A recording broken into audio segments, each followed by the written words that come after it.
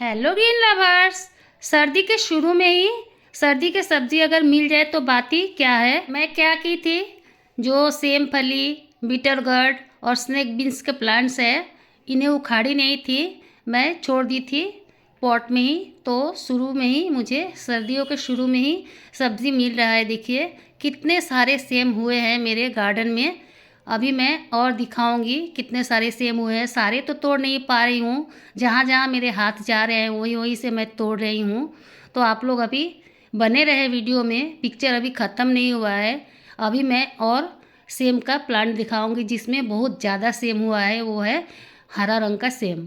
ये सफ़ेद रंग का सेम है। इसमें फूल तो बहुत ज़्यादा आते हैं लेकिन इसमें फसल कम लगते हैं।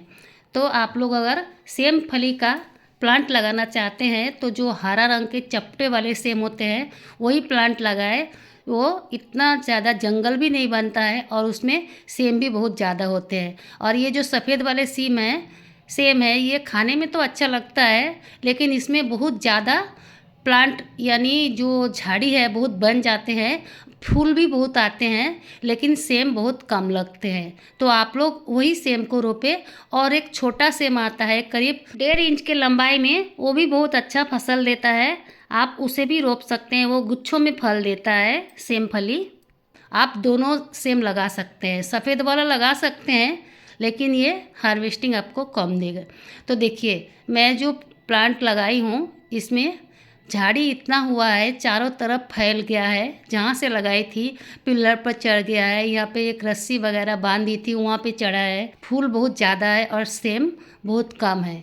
तो आप लोग हरे वाला सेम ही लगाइए। तो मैं अभी ये सफ़ेद सीम को तोड़ूंगी, तोड़ के इसका भाजी बनाएंगे आज हम लोग। तो आप लोगों के साथ शेयर कर रही हूँ। देखिए कितना अच्छा से सेम हुआ है और सर्दियों के पहले पहले ही मुझे शुरू में ही सेम मिल रहे हैं खाने के लिए। चलिए मैं अब वो पौधा दिखाती हूँ जो मेरा गार्डन का शान है।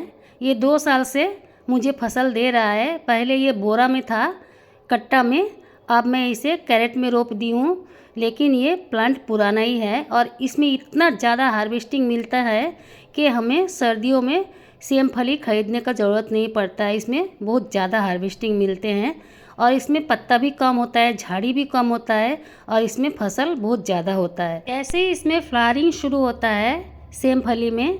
जो फ्लावरिंग आते हैं सारे में सेम हो जाते हैं। जो गुच्छे में जितने फूल दिखते हैं सारे में सेम हो जाते हैं। लेकिन ये सेम अभी खाने लायक हुआ नहीं है। देखिए इसके बीज काफ़ी छोटे हैं। बीज अगर थोड़े बड़े होंगे तब ये सेम भी और चपटा और बड़ा होगा और भारी भी होगा और ये खाने में भी बहुत स्वादिष्ट है। मेरे पास 2 प्लांट है, ये काला सीम का, काला नहीं हरा सीम का, और इसका झाड़ी कम होता है और इसमें सेम फली ज़्यादा होता है। इसीलिए मैं आप लोगों को पहले भी बता चुकी हूँ, अभी भी बोल रही हूँ, आप लोग अगर सेम फली रोपे तो आप लोग यही सेम रोपे, चपटा वाला हरा वाला, तो आपको ज़्यादा हार्वेस्ट मिलेंगे। और जो सादा वाला मैं पहले दिखाई थी उसमें हार्वेस्ट कम मिलता है। जितना फूल आपको दिखते हैं बहुत ज़्यादा फूल होते हैं, इतना फूल होते हैं कि मधुमक्खी दिन भर मंडराते रहते हैं मेरे गार्डन में, लेकिन सारे फूल गिर जाते हैं। कुछ ही सेम फली आते हैं मेरे जो प्लांट है उसमें। यहाँ पर और एक प्लांट देखिए, इसमें भी आपको झाड़ी कम दिखेंगे। प्लांट के जो ये पत्ते वगैरह है कम दिखेंगे लेकिन सेम आपको बहुत ज़्यादा दिखेंगे। देखिए कैसे ये फले हैं मोटे मोटे से, लेकिन ये अभी खाने लायक हुए नहीं हैं और बड़े होंगे और चपटे होंगे। देखिए ये पुराना है, ये भी 2 साल का पौधा है। दोनों प्लांट को मैं रखी हूँ और मेरे गार्डन में अभी भी ये झींगा, झिंगली, तुरई जो भी बोलते होंगे, ये अभी भी आ रहे हैं। करेला भी आ रहे हैं, स्नैक बीन्स भी आ रहे हैं मेरे प्लांट में। तो करेला भी दिखाऊंगी और स्नैक बीन्स के भी हार्वेस्टिंग करके दिखाऊंगी। तो अगर आपके गार्डन में स्नैक बीन्स नहीं हो रहे हैं तो आप अभी भी रोप सकते हैं। कौन सा स्नैक बीन्स रोपेंगे? जो सफ़ेद कलर का होता है, थोड़ा मोटे मोटे होता है, वो स्नैक बीन्स को आप रोपें, तब आपको सर्दियों में स्नैक बीन्स मिलेंगे। देखिए ऐसे वाले जो सफ़ेद वाले हैं वही वाले रोपेंगे सर्दी में, तो अच्छे से आपको बरबट्टी खाने को मिलेंगे सर्दियों के मौसम में।